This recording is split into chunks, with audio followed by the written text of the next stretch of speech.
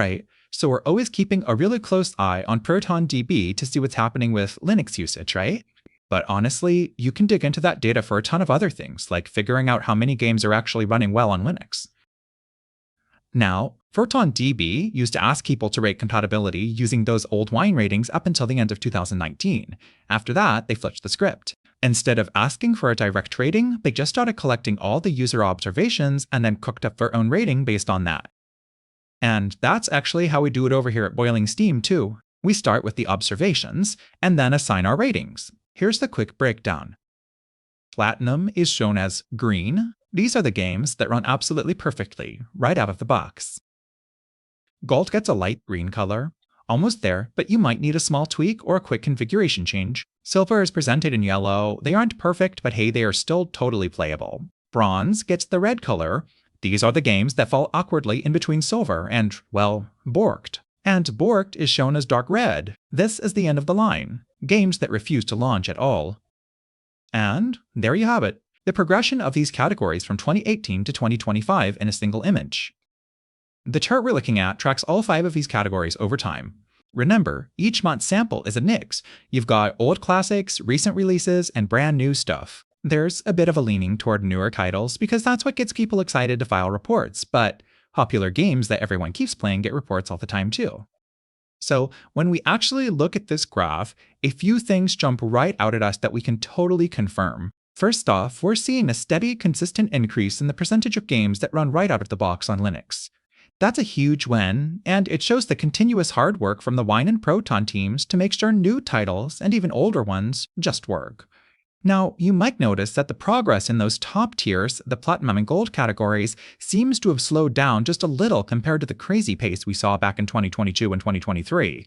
That's likely because of the Steam Deck launch. That whole era meant developers were hyper-focused on making sure the majority of games worked well quickly. Now, the focus is maybe shifting slightly, but it's still progress. But here is the most important takeaway. The thing that makes us really excited. The amount of games that refuse to launch is at an all-time low. If you look at the chart, the dark red area, the Borked category, has been constantly shrinking, and it's shrinking at a steady pace. This past month is no exception, with that category getting super close to just 10%. Think about what that means.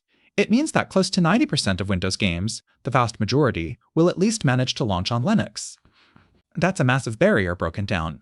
And when you combine the area for our top 2 ratings, Platinum and Gold, that combined percentage has been consistently high, confirming that a huge chunk of Windows games can run smoothly on Linux, often with just minimal setup. It's such a great time to be a Linux gamer.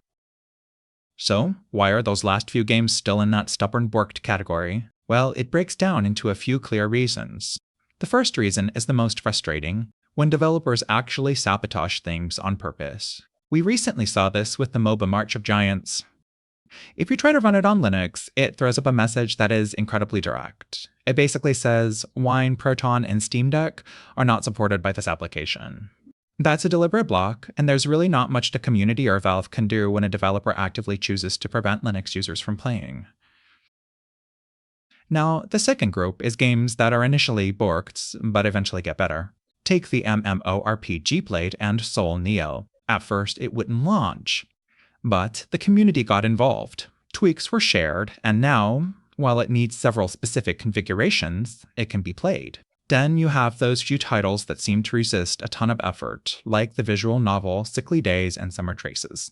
To get that one running, you need a DLL override after installing something like Proton Tricks. That's probably out of the scope of what Valve can reasonably automate and support for every single game.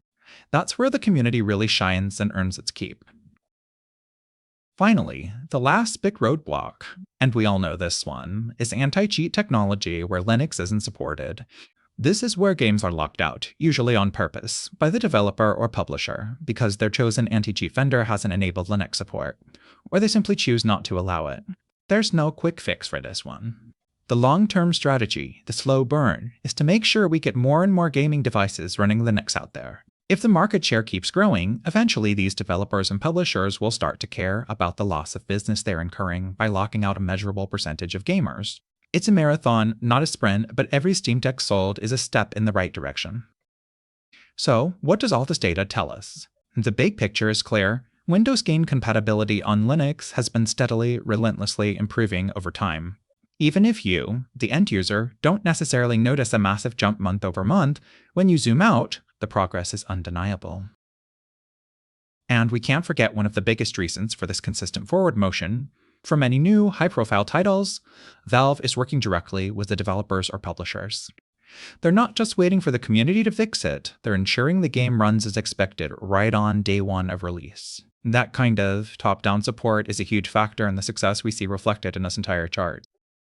The proof is in the pudding. Linux and SteamOS have now clearly proven that they can be great systems for gaming. Remember the folks who used to laugh or scoff at the idea of serious Linux gaming just 5 years ago? They're getting quieter and quieter. Because, as the saying goes, you can ignore reality for a while, but you can't ignore it forever. The compatibility numbers are speaking for themselves. Linux gaming is here to stay. Alright folks, that's all for today. Don't forget to like and subscribe to get notified when our next content comes out. Have an excellent day.